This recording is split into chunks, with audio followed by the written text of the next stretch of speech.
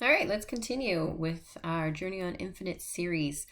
So, first, when we talk about series, arithmetic series, we're talking about adding up all the all this, adding up all the terms of this arithmetic sequence that goes on forever. It has an infinite number of terms, and if you think about it, it would have no overall sum value because it would either just continue to get large, going in the positive direction, or it would become more negative. So, for example, and the reason that makes sense is, if you think about it, like let's say I have 1, 2, 3.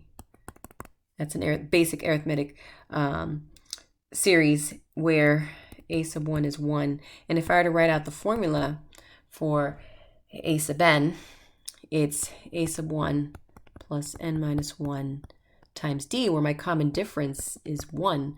So I would have 1 plus n minus 1 times 1, which cleans up to just being n. So a sub n is always equal to n. And if I were to graph that,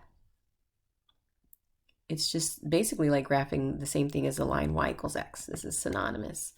And as x approaches infinity, okay, or as n approaches infinity, as I get to my infinitieth term, which never ends, y is going to continue to get exponentially large. So if I add that with all the other terms, it's not going to approach any sort of specific value. So that's why it says it has no limit.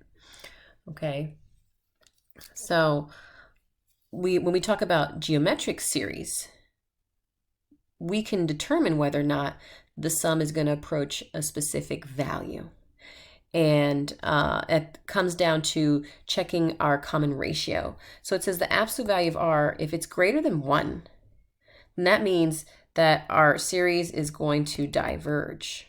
You'll hear that term, diverge, which means that the sum is not going to approach any sort of value. Okay, so S sub n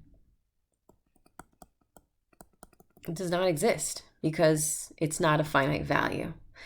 All right, whereas if my series, my common ratio is less than 1, then we say that it converges.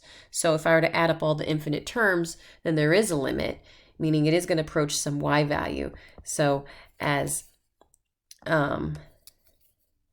n approaches infinity, my number of terms, then my sum is going to approach some number.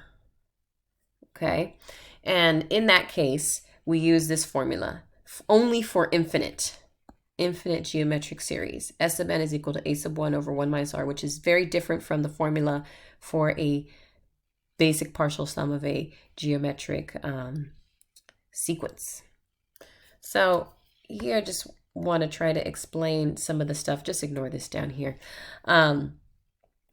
Thinking about it in terms of a graph, okay? So here's this one, and r is 1/2.